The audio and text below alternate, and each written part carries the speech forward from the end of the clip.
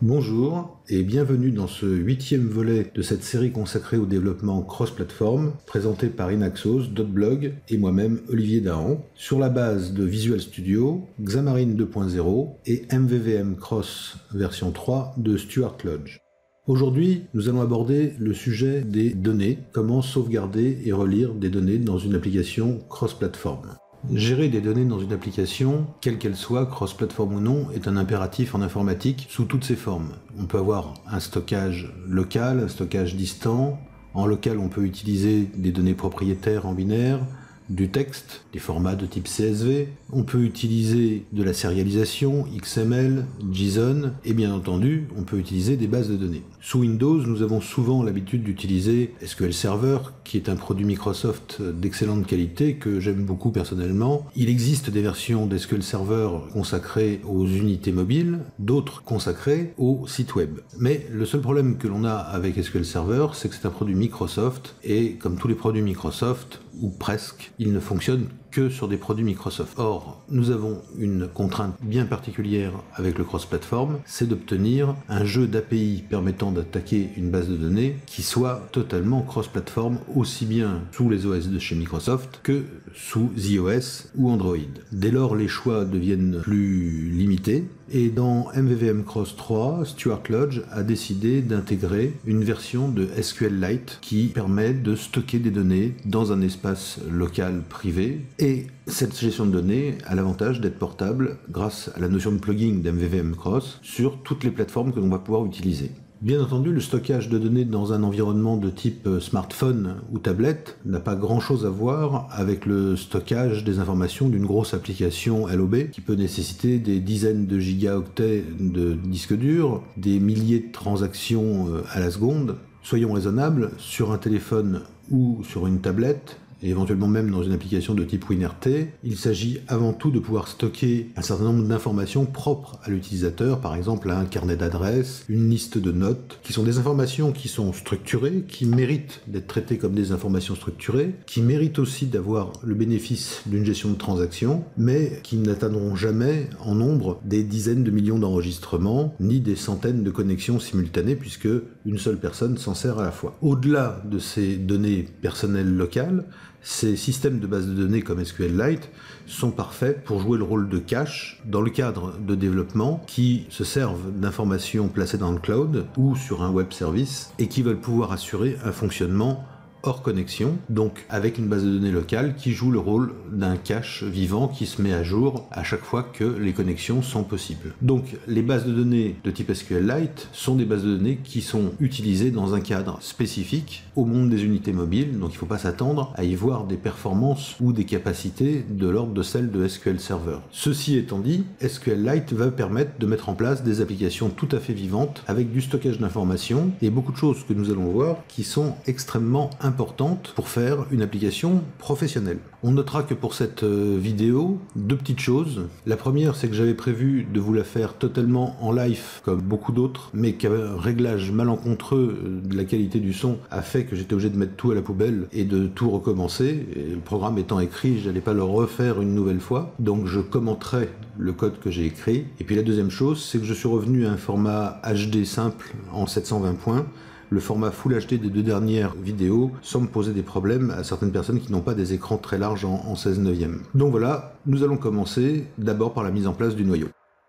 Dans une application de type cross-platform MVVM Cross, vous avez l'habitude maintenant, on commence par l'écriture d'un noyau qu'on appelle .core. Core veut dire noyau en anglais. Ce noyau, on le vide de sa classe 1 puisqu'on part d'un projet PCL tout à fait standard de Visual Studio. Dans les modes, on supporte Monodroid ainsi qu'au minimum Mango pour ce qui est de Windows Phone, donc 7 points, et on commence par ajouter des références. Quand on regarde les packages NuGet installés dans cette application, on s'aperçoit qu'on a le noyau installé automatiquement par MVVM Cross par le package NuGet et que nous avons ajouté tout simplement le package SQLite plugin. Et maintenant, il nous faut coder. Alors, mettre en place une application de gestion de données rapidement dans une démo, c'est toujours quelque chose de compliqué parce que s'il faut faire des fiches de saisie, etc., ça risque d'être un peu long.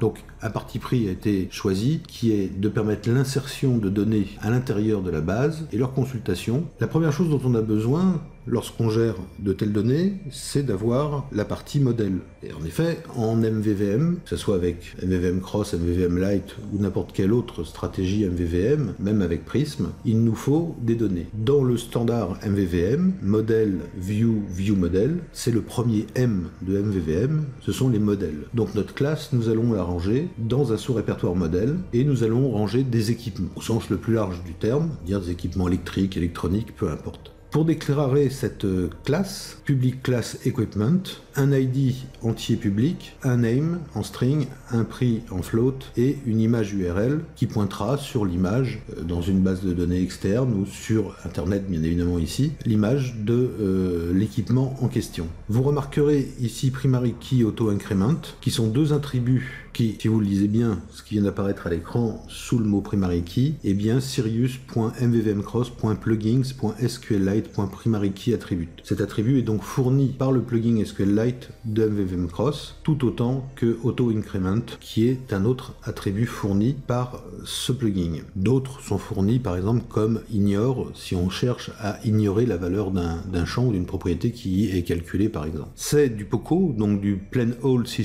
Object, avec un attribut, et puis dans un premier temps, pour simplifier la mise en place, un override du toString qui permet d'afficher le nom et l'ID de l'équipement en question. La deuxième étape, il nous faut accéder au système de gestion SQLite. Dans un projet bien fait, nous allons mettre cela en place au travers de services. On retrouve donc un répertoire service, c'est pas une obligation, c'est juste une question de bonne organisation du projet, comme le fait d'avoir classé équipement dans le sous-répertoire modèle. Et dans ce service, nous avons besoin, pour qu'il soit reconnu comme un service par MVVM Cross de façon automatique, même si on peut l'enregistrer de façon manuelle, autant se servir des automatismes, il faut qu'une classe ait un nom qui se termine par service et qu'elle supporte une interface. Et dans ce cas-là, elle se trouve automatiquement enregistrée comme étant un service qui pourra être utilisé dans un système d'injection de dépendance, notamment auprès des ViewModels ou auprès de tout autre service qui a besoin dans son constructeur d'accéder à des services déjà existants. Notre eData Service est donc quelque chose de simple pour cette démo là encore, Public Interface eData Service avec un GetMatching Equipment qui prend un filtre sous forme d'une chaîne et qui retourne une liste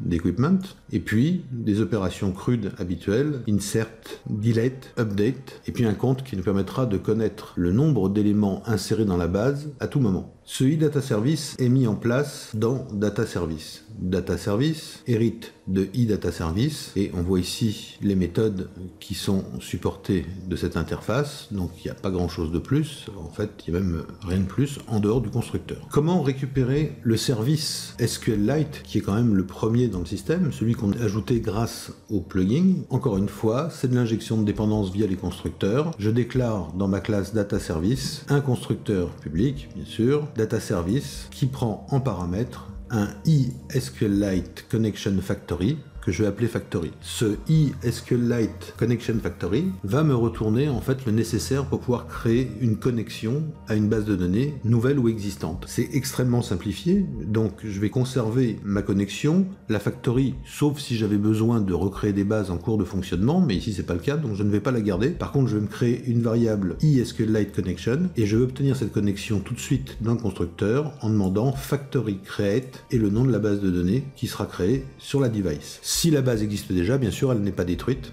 elle est simplement ouverte, et si elle n'existe pas, elle est créée. Et puis, j'ai besoin de m'assurer que je dispose d'une table pour pouvoir ranger les enregistrements de type equipment à l'intérieur de cette base de données. Donc, connexion.createTable, et je passe directement le type dont j'ai besoin, qui est equipment, qu'on a vu tout à l'heure, et grâce à son contenu et à ses attributs, le système SQLite va être capable de créer cette table avec ses colonnes, son ID, sa primary key, et de la placer en mode auto-increment. C'est tout pour le constructeur. Ensuite, il s'agit de ce que j'ai décidé de mettre dans ce service. Par exemple, le count, qui renvoie l'ensemble du comptage des éléments contenus dans la base de données, return connection.tableEquipment.count.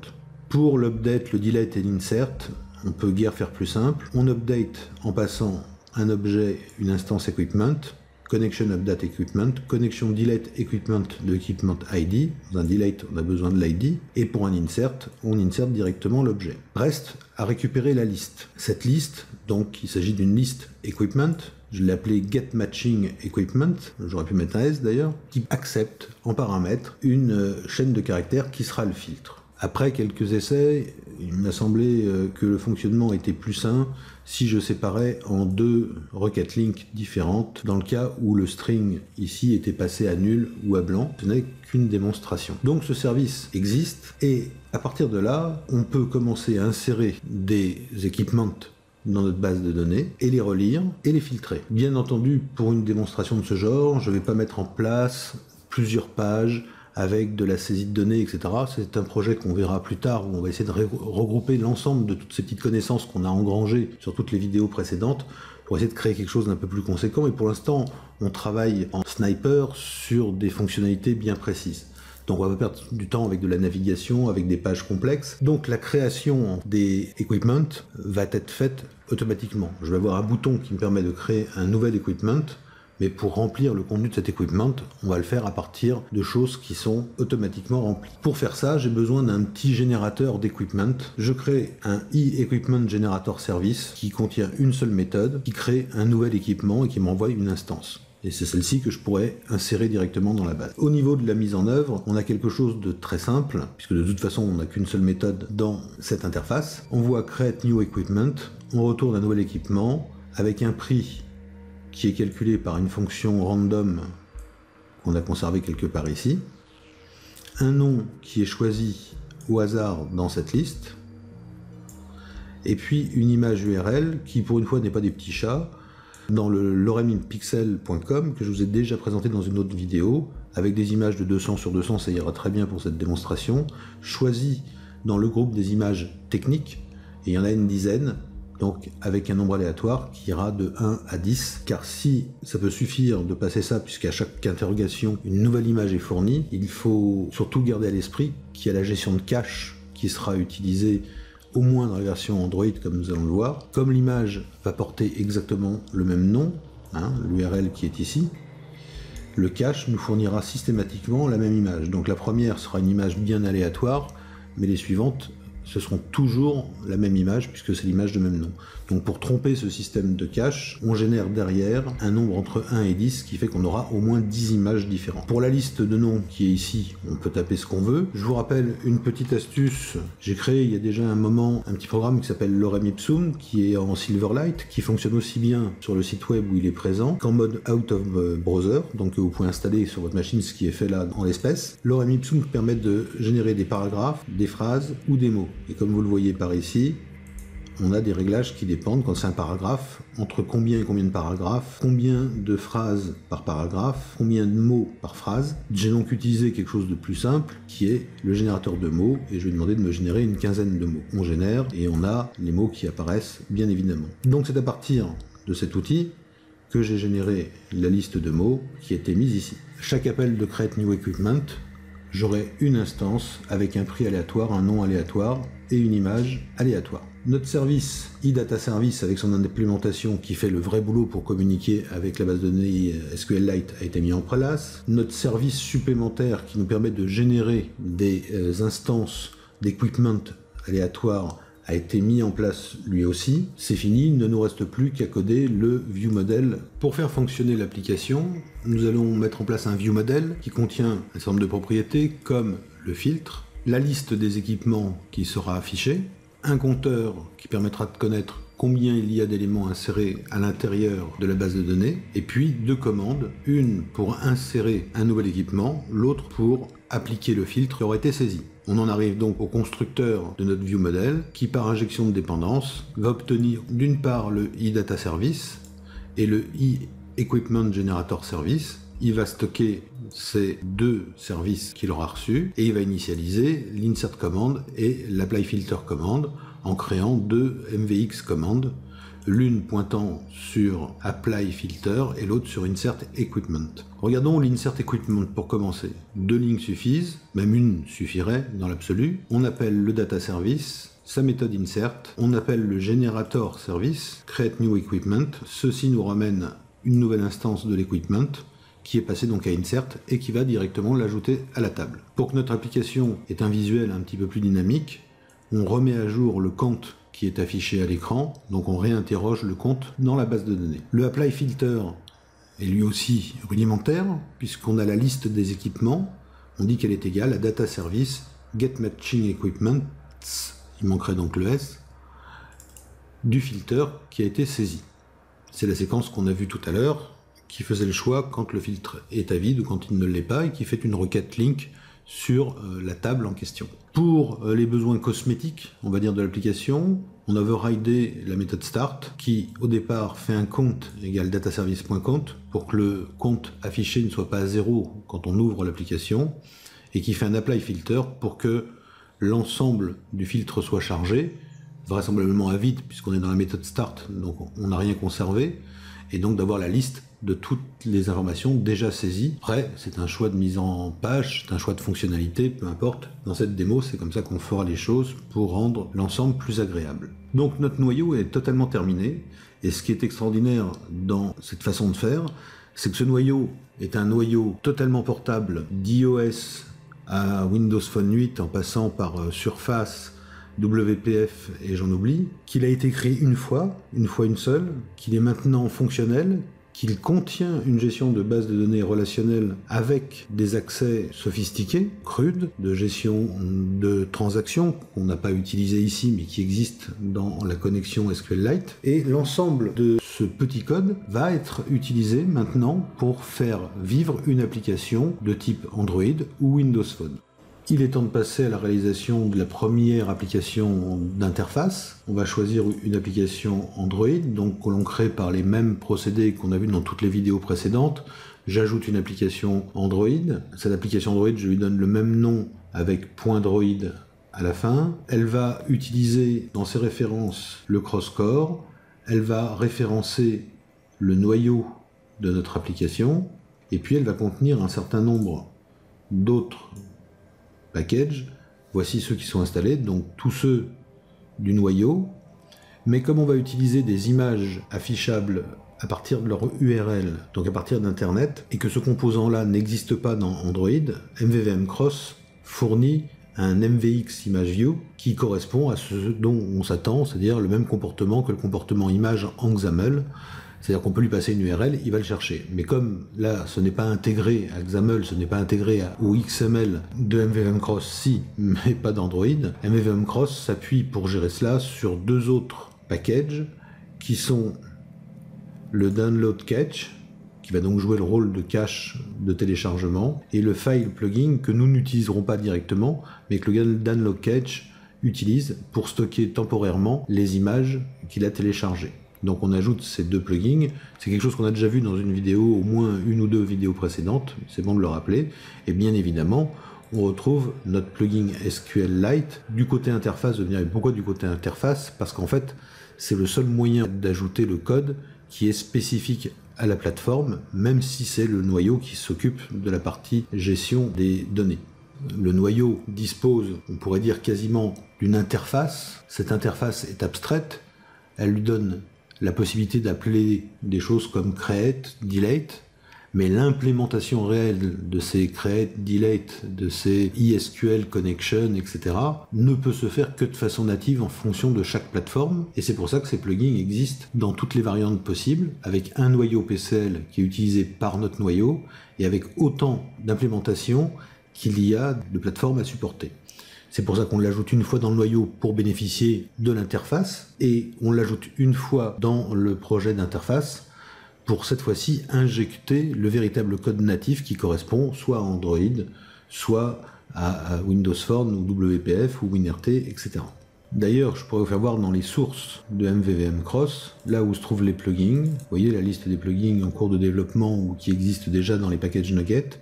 Si on prend le SQLite, vous voyez qu'il existe plusieurs implémentations. La première, sans autre indication, est le plugin de base. Donc ça, c'est le projet noyau en fait du plugin. Et on voit que ce projet est ensuite réécrit dans différentes extensions. Par exemple, la version Android. Et pareil pour, par exemple, Windows Phone. Souvent, il n'y a pas grand-chose de différence, mais il y a des petites nuances. Et on a ici 1, 2, 3, 4, 5, 6 cibles différentes pour un seul noyau. Et c'est comme ça qu'un plugin est packagé. Dans notre noyau, c'est celui-ci qui vient s'insérer pour nous donner l'accès à toutes les interfaces et à tout ce qui est intéressant dans ce plugin. Et bien évidemment, côté interface, si on est dans un projet console, un projet Windows Phone, Touch, Android, il nous faut rajouter le plugin, et dans ce cas-là, c'est, si on est en Android, ce package-là qui va être inséré et qui, lui, donne corps à la base qui a été créée dans le projet noyau. Bref, c'est intéressant de savoir comment ça fonctionne, parce qu'il n'y a pas de magie. Et nous voici donc sur notre projet DB Test Droid. Je vous passe la mise en place de toutes les petites choses qu'il y a à faire au départ. Il n'y a pas grand-chose, mais il y a quand même 2-3 choses à faire. Pour aller directement sur la Force View. Alors, le suspense est moins grand, puisque j'ai pas besoin de le taper et que tout existe. Comme vous pouvez le voir, on va voir ici le compte des éléments à l'intérieur de la base de données, un bouton qui va nous permettre d'insérer un nouvel équipement, ici une zone de texte, un edit texte pour le filtre, ici un bouton pour appliquer le filtre, et ici une MVX List View, et non pas une simple List View Android, pour la bonne raison que nous allons utiliser du binding à la MVVM Cross, que le binding n'existe pas sous Android, et que MVVM Cross nous fournit une liste dont les bindings ressemblent beaucoup à une liste XAML. On peut le voir dans le source avec cette MVVM List View qui nous offre un binding possible sur une variable, sur une propriété qui s'appelle items source, comme la plupart des listes XAML, qui sera donc reliée à equipment dans notre view model. Et puis, elle permet aussi la mise en place d'un data template, l'équivalent en tout cas d'un data template XAML, et les data templates, les items templates utilisés côté Android sont des fiches tout à fait normales. On a placé l'image ici dans un cadre de 90 sur 90, bindé à image URL, et on utilise ici une MVX image, la fameuse image supplémentaire qui est fournie par MVVM Cross et qui permet d'aller chercher les données sur Internet grâce à une URL et donc de disposer du cache, etc. Ce qui justifiait d'avoir dans nos références le cache et le file plugin. Et puis un text view tout simple qui affichera le nom de l'équipement en question. Avec cette mise en place, on a une application, alors pour l'instant pas cross-platform puisque la partie Windows Phone n'est pas encore présente, mais enfin déjà semi-cross-platform puisqu'on a un noyau qui est déjà écrit une fois pour toutes, et déjà une première application d'interface qui est en Android. Il ne reste plus qu'à exécuter ce projet. On va prendre un Nexus One. Le Nexus One, on va lui demander de démarrer avec une échelle ici de 83%. C'est une astuce de démarrage qui fait que, comme par enchantement, ou après tâtonnement bien évidemment, j'ai pu le faire rentrer dans la capture en 720 points. Le compte, le bouton d'insertion, l'edit texte de filtrage et ce qui nous permet d'appliquer le filtre. J'insère des équipements, j'applique le filtre et je vois apparaître les 8 entités que je viens de créer, chacune avec une image différente, en tout cas choisie parmi une dizaine d'images possibles. Si je veux créer un filtre, je sais qui contient LE, j'applique le filtre.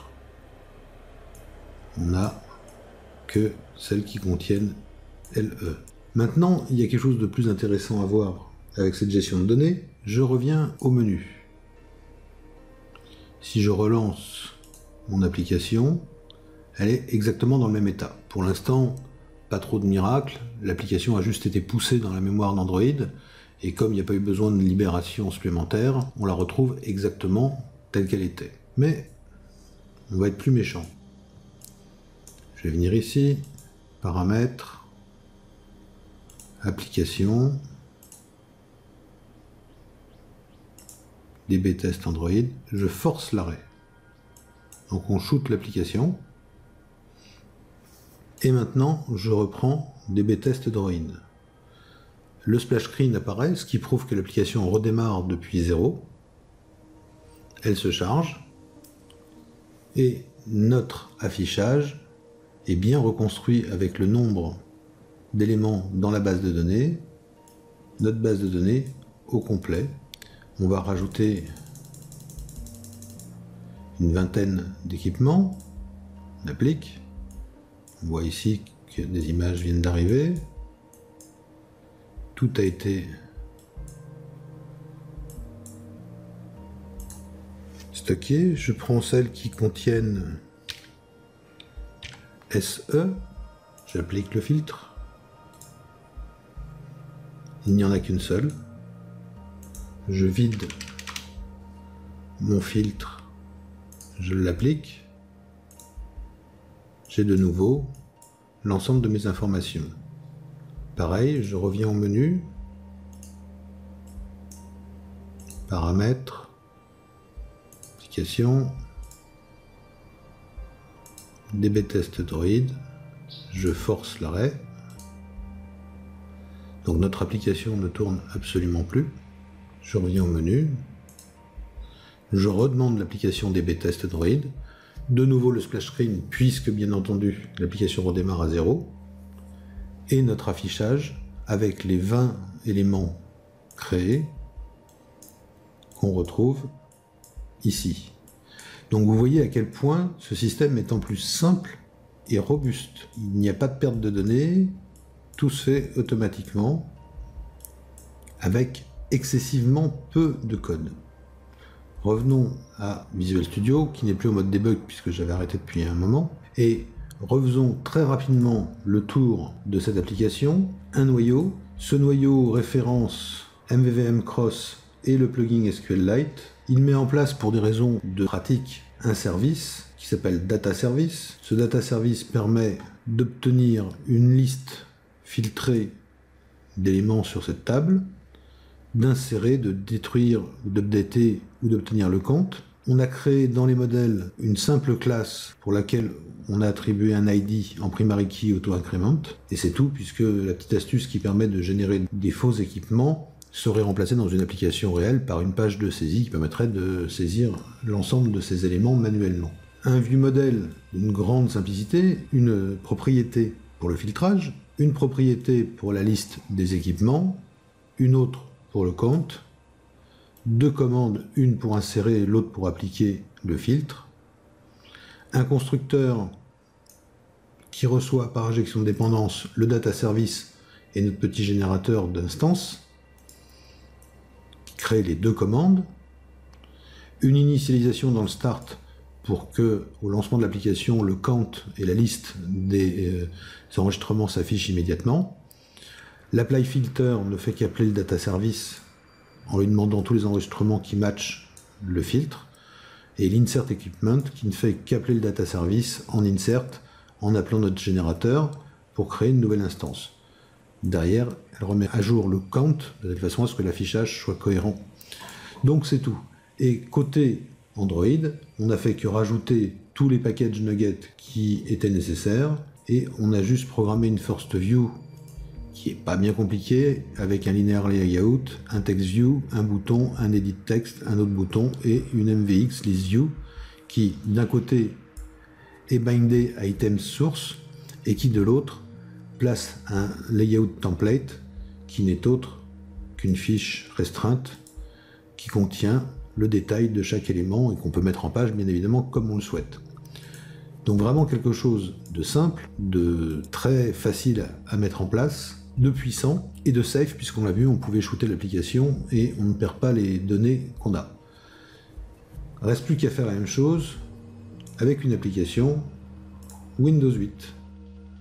Il est maintenant temps de mettre en place notre deuxième application, Windows Phone, pour avoir un système véritablement cross-platform. Et vous allez voir à quelle vitesse cette deuxième application peut être faite à partir du moment où la première existe déjà et que notre noyau existe déjà. On commence par ajouter un nouveau projet. Windows Phone, une application Windows Phone normale qui s'appellera dbtest.phone.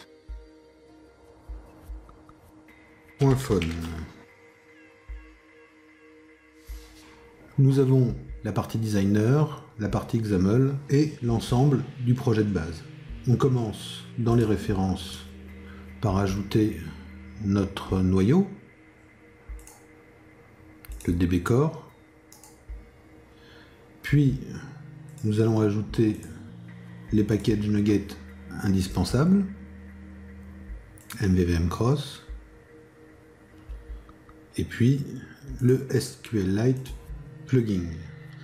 Dans cette version-là, nous n'avons pas besoin du cache ni du plugin de fichiers, puisque le composant image de XAML fait lui directement du téléchargement depuis une URL. To-do list nous rappelle qu'il y a quelques petits changements à faire dans l'app XAML CS, ici. La première chose, c'est de changer dans l'app XAML CS la navigation, donc le application launching. On cherche le application launching, on le remplace. Et puis ici, il faut créer dans le constructeur, créer la route frame qui est utilisée par MVVM Cross. Pareil, on se positionne, on cherche le constructeur, il est là, on vient se mettre ici, on rajoute la création de la frame. Le reste a déjà été fait par le package Nugget. On fait un petit build. Voilà. À partir de maintenant, ce qui nous intéresse, c'est la vue, donc notre first view. Et nous allons venir dans le Content Panel. Le Content Panel à l'heure actuelle contient uniquement un stack panel avec deux text blocks, celui qui est ici, un autre qui est en dessous et qui prend toute la place. Nous allons garder une première mise en page ici, en créant deux lignes à l'intérieur de ce conteneur. Donc grid.rowDefinitions, avec celle-ci une height en automatique et celle-ci avec une height comme ça. Ce stack panel, il est très bien, il va être positionné dans grid.row0, on n'est pas obligé de l'indiquer puisque c'est la valeur par défaut. Et puis dans cette grille, nous allons installer une listbox qui sera en grid.row égale 1. Alors ici, nous n'avons pas besoin du hello world, nous n'avons pas besoin de tout ça. On va pouvoir prendre ça et l'enlever. Et ce dont on a besoin, en fait, se trouve déjà dans l'application Android, dans la First View. Text View, le bouton, le edit text, et même la liste. Et on a tous les bindings déjà dedans. Il nous suffit de faire un copier-coller, et on va coller ici. Alors bien sûr, ça n'a pas l'air de très bien marcher, mais c'est un excellent guide, puisqu'ici nous allons avoir un text block, on se fiche de ces informations, le text size devient un font size, sans dp, le texte, ici on n'initialise pas, sinon ça brouille le binding. En revanche, le texte ici est égal à un binding sur count, un text block, font size égale 30, un texte qui est en binding. Nous allons avoir un bouton reste un bouton. Ce n'est pas un texte, mais c'est un content qu'on va avoir. Le fil parent, wrap, etc. on s'en fiche. Ici, c'est la commande qui est égale à un binding sur l'insert commande.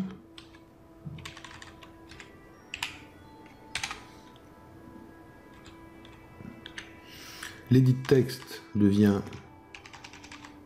un text box. Supprime ça. Ici, un font size de 30. Nous avons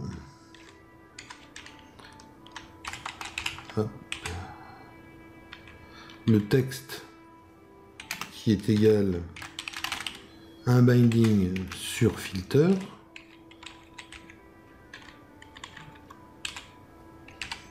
Nous avons de nouveau un bouton.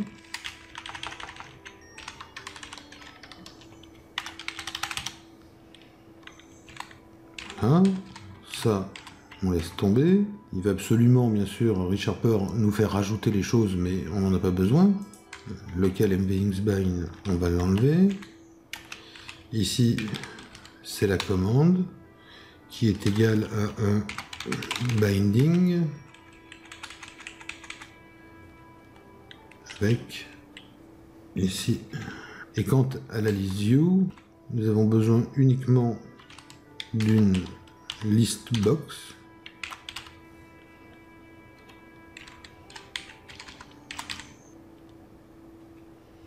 qu'on avait déjà placée à l'extérieur et qu'on va complémenter avec ces deux bindings. Donc cette list box, on la laisse tomber. Donc ici, voilà. Et cette list box qui est ici, on avait un binding sur l'item source. L'item source égale binding sur equipment. Et pour l'instant, le layout template, on s'en fiche un peu. Page. Il est donc maintenant possible de lancer l'application pour voir dans un premier temps si tout fonctionne. Je prends l'émulateur pour Windows 8 et notre application va se lancer. Donc j'ai ajouté un certain nombre d'éléments, on applique le filtre. Je cherche ceux qui contiennent LE, j'applique le filtre. Il n'y a pas de mise en page pour l'instant dans cette liste. La dernière étape consiste à créer un data template pour notre listbox. Dans la balise du listbox, nous ouvrons un listbox.itemTemplate. À l'intérieur de item template, nous ouvrons un data template. À l'intérieur de ce data template, nous mettons un stack panel qui va être en orientation horizontale. À l'intérieur, nous mettons un composant image. Les images sous XAML n'ont pas besoin de catching, etc., puisqu'elles savent parfaitement le faire. Il suffit d'utiliser le source, et ce source va être en binding sur image URL. Et à côté de cette image, nous avons besoin d'un texte bloc dont le texte va être bindé à name. On pourrait rajouter ici une hauteur 80, une largeur de 80, ici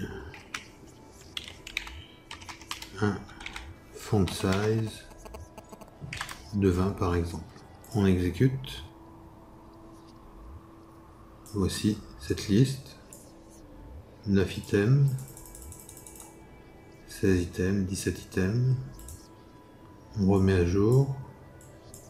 Et voici sur notre téléphone ce qui se passe. On pourrait prendre ceux qui contiennent QU, appliquer le filtre, et on n'a plus que les 3 items. De la même façon, bien sûr, qu'on a pu le faire pour notre solution Android, nous pouvons ici revenir au menu, reprendre la DB Test Phone, terminer le debug, reprendre l'émulateur, et voilà. Il n'y a plus d'application qui tourne. On revient au menu et on retrouve notre application totalement fonctionnelle. Cette partie sur Windows Phone termine notre démonstration du développement cross-platform en utilisant SQLite. Comme vous avez pu le voir, il y a très peu de code qui a été codé. Beaucoup de choses sont déjà dans MVVM Cross et dans ses plugins. La mise en place d'une telle application sur Windows Phone s'est faite en quelques instants en récupérant du code XML d'une application Android pour aller encore plus vite. Je crois qu'il n'y a pas grand chose à dire, si ce n'est que cette démonstration démontre à quel point la méthode qui vous est proposée au travers de ce montage Visual Studio, Xamarin 2.0, MVVM Cross est certainement l'option la plus rapide, la plus complète et la plus pratique pour pouvoir mettre en place des solutions cross dans l'entreprise. Je vous remercie d'avoir suivi cette vidéo et pour la 9e à venir, je vous dis stay tuned.